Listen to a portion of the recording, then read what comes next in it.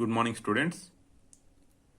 In the last two classes of this chapter, Living Organisms and Their Surroundings, we have discussed about what is surroundings, what is habitat, what is adaptations, okay, what is acclimatization, and as an example of one terrestrial animal and one aquatic animal, we have taken camel and fish respectively, and we have taken their adaptations also to survive better in their given habitat.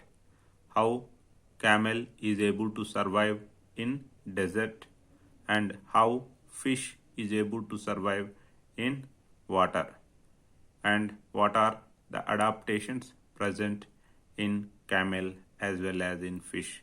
All those things we have discussed in the first class and in the second class of this chapter, Living Organisms and Their Surroundings. Now let us discuss different terrestrial habitats and the adaptations of animals and plants present in those habitats.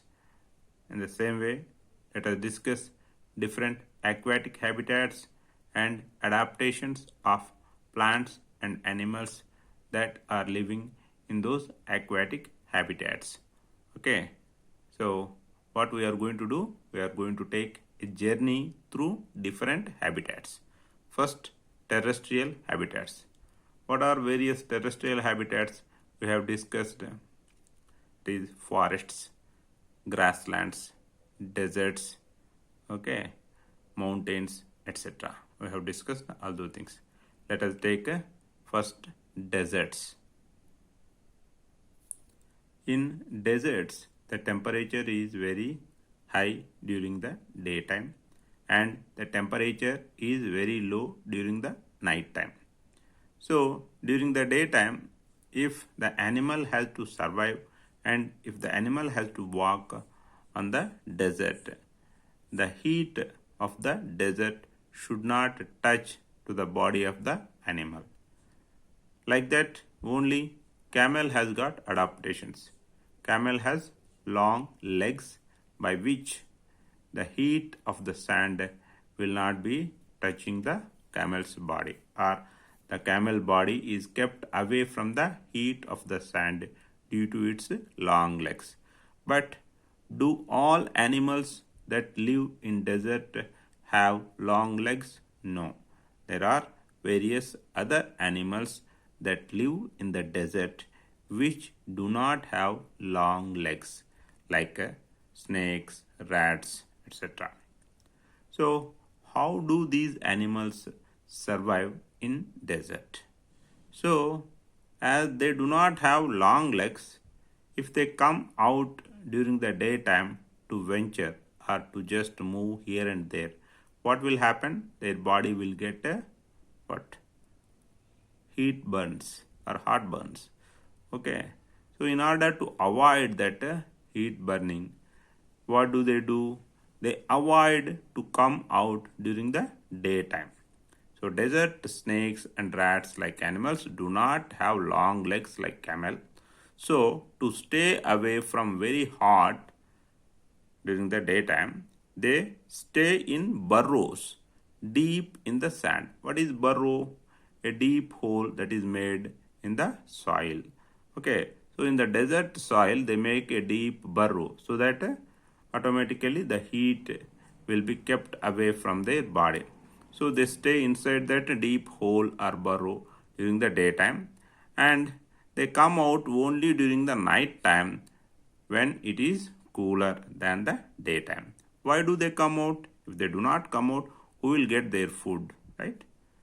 So in order to search for their food and mate, they come out during the night time. During the daytime, in order to stay away from the heat, what do? They stay inside the burrows. Okay. Coming to desert plants. Desert plants, they lose very little water through transpiration. We have learnt a process called transpiration in our previous chapters. Okay. What is transpiration? The loss of water from the plant body in the form of water vapor. So, by transpiration, plants lose water. But the plants that live in normal forest, they lose huge amount of water by transpiration process. Whereas the plants that live in desert, they lose very little water through transpiration. In desert plants, leaves are either absent or very small or present in the shape of spines. So all these things, they are meant for reduction of water loss. If leaves are present in wide condition, through leaves transpiration occur and they have to lose water. So only leaves may be absent, right? Or if they are present in very small size, so that transpiration occurs at a very low rate.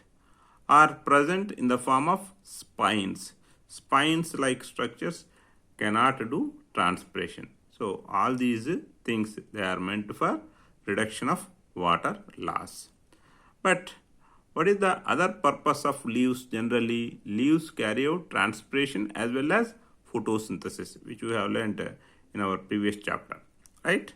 So, in order to reduce the transpirational water loss, leaves, if they are absent or if they are present in small size, if they are present in the form of spines, who will do photosynthesis? Yes, nice point. Who will do photosynthesis? As leaves are modified into spines, or they may be present in very small size, or they may be even absent. Okay, what will happen? Stem is modified into the form of leaf. Stem is modified into the form of leaf, right? So you might have seen cactus plants. Okay, you might have seen cactus plants. In cactus plants, the broad structures which you see, on which you can find spines like structures. So what are they? They are nothing but stems, modified stems in cactus. Not only in cactus, in many of the desert plants, stem is modified into green colored wide structure in order to carry out photosynthesis. So photosynthesis is carried out by the modified stems in most of the desert plants. Stem of the desert plants is covered by a thick waxy layer. See, you all might be knowing about the nature of the wax. Wax is impervious to water, means it does not allow the water to move across. Okay, so as waxy layer is present covering the stem, the water that is present inside the stem will be retained inside the stem itself. Okay, so stem of the desert plants is covered by a thick waxy layer. This waxy layer helps in retaining water, as waxy layer does not allow the water to be lost from the stems of the desert plants. It is also a modification or an adaptation for the reduction of water loss, since the availability of water in the deserts is very, very less. So we have discussed about how leaves are present in desert plants, how stem is present in desert plants, and let us discuss how roots are present in desert plants, because for any plant these are very, very important structures. What is the purpose of roots? Roots absorb water from the soil. Okay. The roots of the desert plants generally go very deep into the soil for absorbing water. Why do desert plant roots have to go? So they go very deep into the soil for absorbing water, because water may be available only in deep depth in the desert soil. It cannot be available in the normal depth, like in the normal area of forest or grassland like areas. Okay, so this is how the modifications are present in the plants of the desert plants. So how leaves are modified in desert plants? They are either modified into spines, or may be present in very small size, or maybe even absent. What is the purpose of these three things? To reduce the transpirational water loss. As leaves are modified into other forms, the other function of leaves, that is photosynthesis, is carried out by stems. So stem is modified in the form of leaf, and in order to retain the water present in the stem has thick waxy layer. So this waxy layer protects the water. It allows or it helps the water to be retained in the stem of the desert plant. As water is available in deep depth only, the roots of the desert plants go very deep into the soil in order to just get the water or absorb the water for the plant purposes. After desert regions, let us discuss about mountain regions. Mountains which are elevated or height, okay, land regions, height having land regions. When you go to the top of a mountain, you will feel it is too windy, it is too cold, okay. So mountain regions generally have the conditions cool and windy climate, and in some mountain regions even snowfall also may take place, okay. Trees that grow in the mountain regions are normally cone shaped, and they have sloping branches, and leaves of those trees are needle like. Remember, trees are cone shaped, they are having sloping branches, and leaves of such trees are generally needle like. All these three, okay, adaptations are bodily features. They are meant to what? Evade or avoid the pressure that is caused by the wind.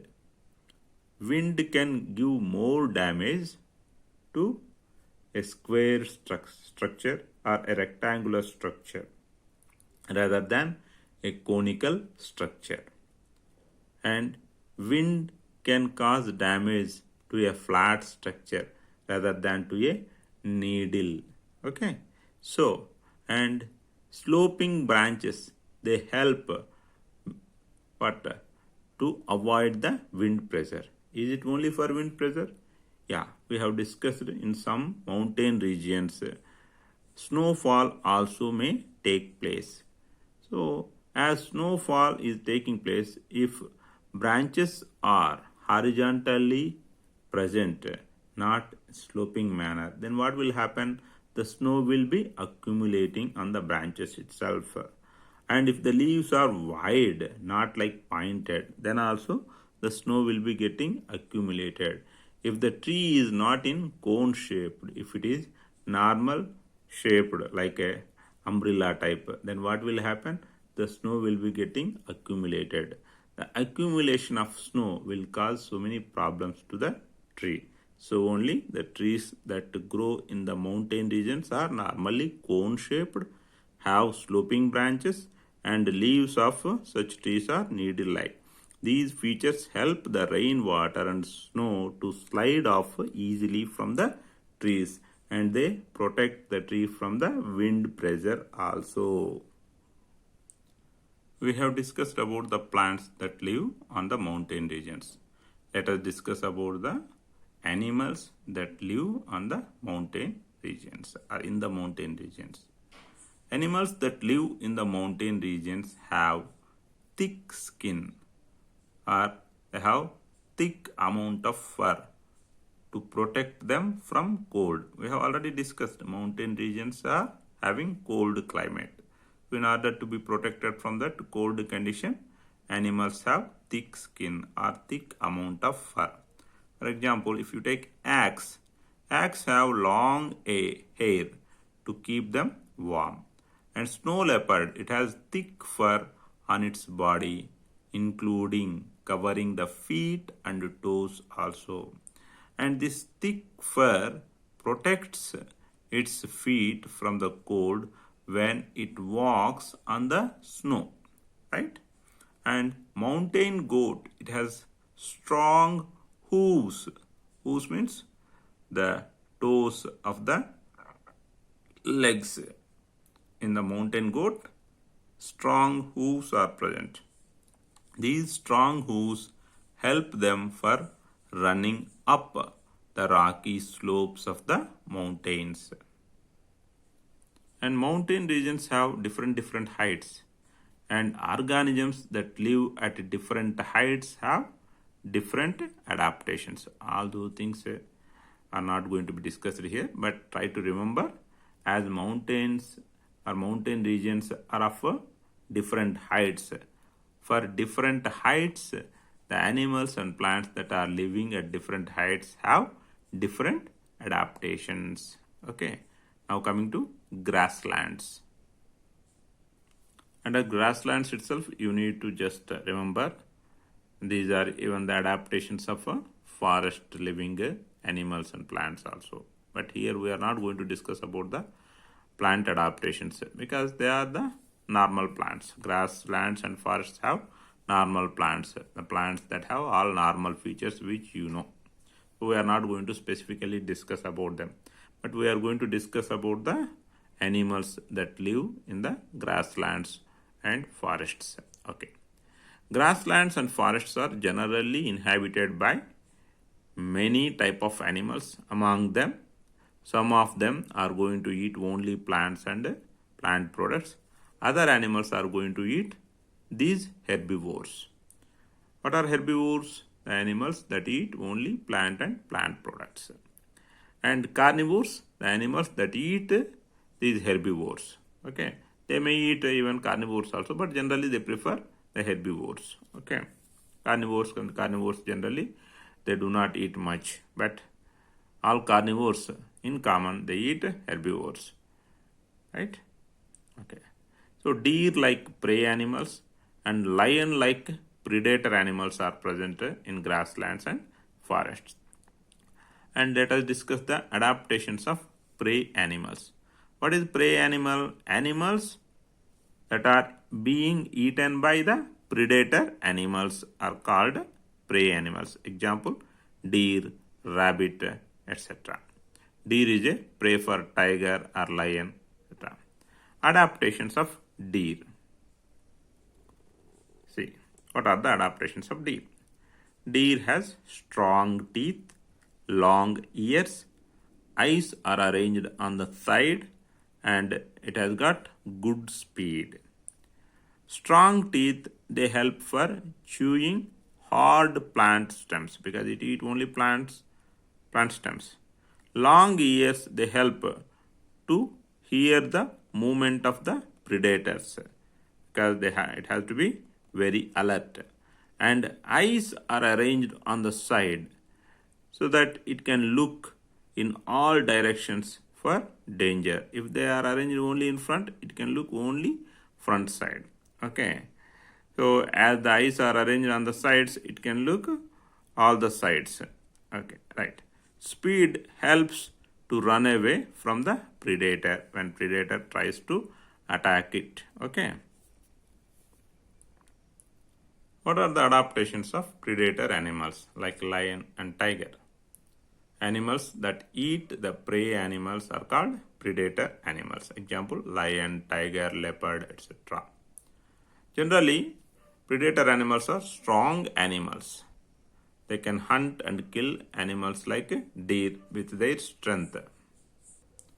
They are in light brown in body color so that camouflage or their body color, it gets mixed with the dry grass so that the prey cannot easily identify or recognize it when it is about to attack. Every time if prey is detecting it or recognizing it, prey escapes, then how this predator animals have to survive? So the light brown body color makes the predator animal not to be easily recognized. Next, eyes are placed in the front of the face. It no need to just recognize all the sides. if it sees the front side, it's a target, that is enough for it. So only the predator animals' eyes are placed in the front of the face, and it have long claws in their front legs that can be withdrawn inside the toes. What is claw? Withdrawable strong nails present in the front legs or forelegs of predator animals are known as claws. Okay, right. And the eyes in front of the face allow the animal to have a correct idea about the location of its prey. Right? Let us discuss the aquatic habitats. Oceans. Many sea animals have streamlined bodies, but some animals do not have streamlined bodies. Having streamlined body is an adaptation to move easily in water. But what about the animals that are not having streamlined bodies but do live in oceans? When they move, they make their body shape streamlined. Okay, squids and octopus like animals, when they move, they make their body shape streamlined. We know that oxygen is present in the dissolved form in water. So the marine animals, the animals that live in oceans, they have gills to use the dissolved oxygen in water, right?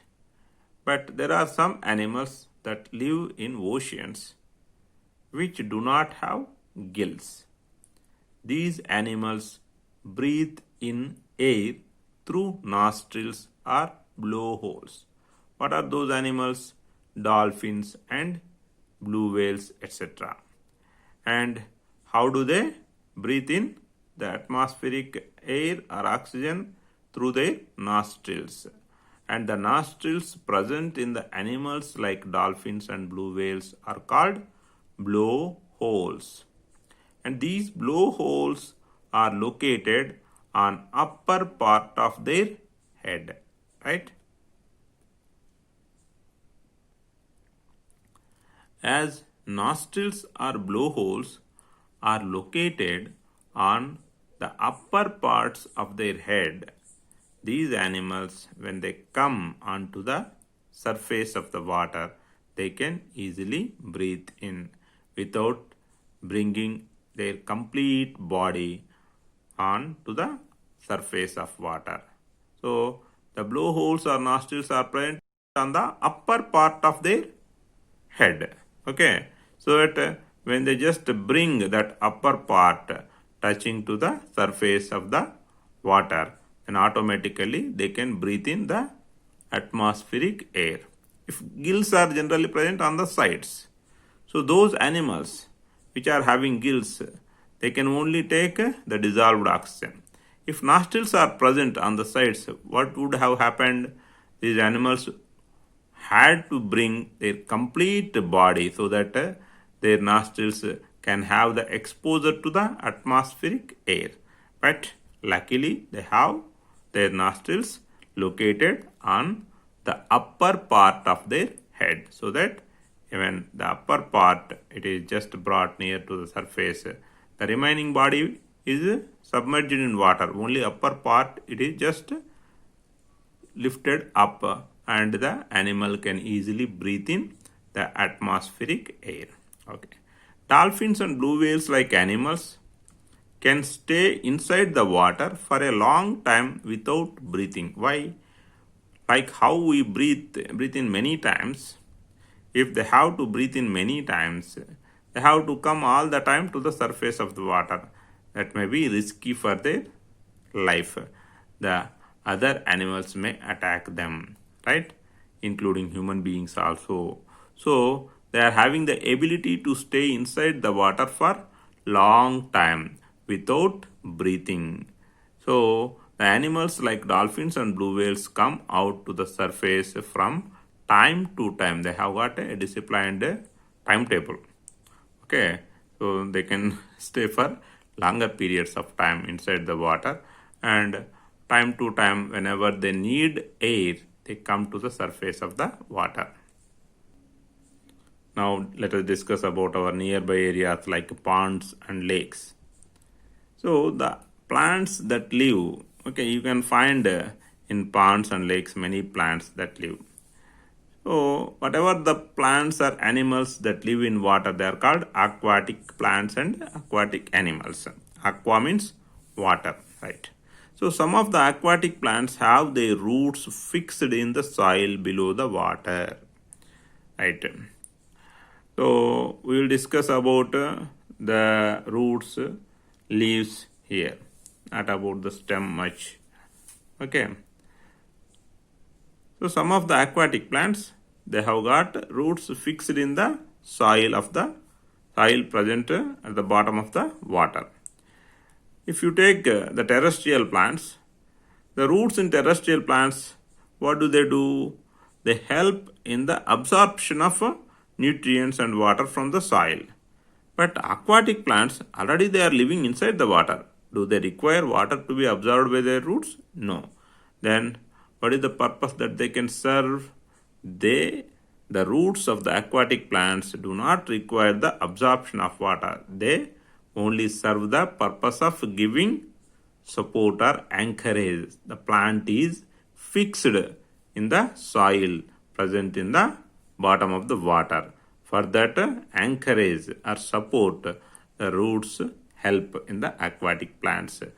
Otherwise, they do not absorb the water. If the roots have to absorb the water, then they are very much developed in their size. But here, roots are not meant for absorption of water. So, roots of aquatic plants are much reduced in their size, and their function is only to hold the plant in its place. And coming to stems, stems are long, hollow and light. Here also, in the normal terrestrial plants, that is land plants, the stem is considered as a two-way street. Water is transported through the stem from the roots to the top of the plant body, and food components are transported from the leaves to the all other parts of the plant body. In that way, stem was serving two purposes. Whereas here, in the aquatic plants, stem does not serve two purposes. It is only serving one purpose, that is transport of food components, not water. So stems are long, hollow and very light. And why very light and why hollow? Because they are not experiencing wind pressures, etc. They are present in the water. So they don't have any need to be very, very strong. Okay. But why they are long? From the bottom of the water body, they need to bring the leaves portion of the plant body near the light having area. So only the stem is long enough, right? Okay. And stems grow up to the surface of water, right? And leaves and flowers of the aquatic plants generally float on the surface of water in most of the aquatic plants. Leaves and flowers of the aquatic plant generally they float on the surface of the water. Remaining plant stem and root, they are present inside the water body. But there are some plants in which the entire plant body is submerged inside the water. So, in such totally submerged plants, all parts grow under water only. So, what about their leaves in such totally submerged plants? The leaves of such totally submerged plants, in some plants, they are narrow and thin ribbon-like. Because of this narrow and thin ribbon-like leaves, they can bend in the flowing water easily so that they do not get any damage. In some plants, the leaves are having many divisions. Means in the normal land plants, the leaf portion, that lamina, is entirely intact. Whereas in such submerged plants, in fully submerged aquatic plant, leaf is divided so that the water can move through easily through the divisions, and the leaf will not get any damage. Generally, in ponds and lakes, we do not find much fishes, but we will find one particular animal creature all the time shouting. Okay, that is frog. And what are the adaptations of the frog? Ponds are the usual habitats for frogs. Frogs can stay inside the pond water as well as they can move on the land also. And frogs can keep jumping. They have strong back legs that help them in their leaping and jumping so that they can easily catch their prey. Generally, frogs, they catch insects as their prey. So their strong legs help in leaping and jumping, and their long sticky tongue, it can easily catch the insects as its prey. And when the frog is inside the water, the back legs and front legs, both legs, if you carefully see, you can see their feet are having skin present between their fingers. Such feet are known as webbed feet. These webbed feet help the frogs to swim in the water, right? And frogs also can breathe in atmospheric air. When they are in water, they can take dissolved oxygen, but not through any gills, but through their moistured skin. Moistured skin helps in breathing in the dissolved oxygen inside when the frog is inside the water. When the frog is on the land, the frogs can take the air through their nostrils only.